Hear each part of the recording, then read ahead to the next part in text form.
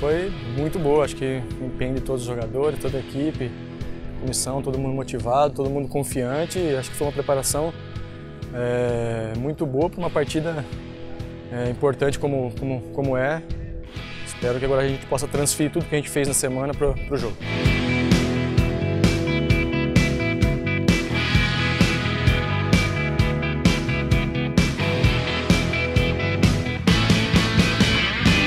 Eu espero que sim, a gente vem trabalhando, todo o grupo vem trabalhando para isso, vem buscando, vem a cada dia se empenhando ao máximo. A gente vê todos os jogadores se doando ao máximo nos treinamentos, na parte física, parte técnica, parte tática. A gente se doando ao máximo realmente para que essa fase vire e a gente volte a vencer, volte a estar próximo dos primeiros colocados e a gente possa estar brigando aí por esse acesso até o final.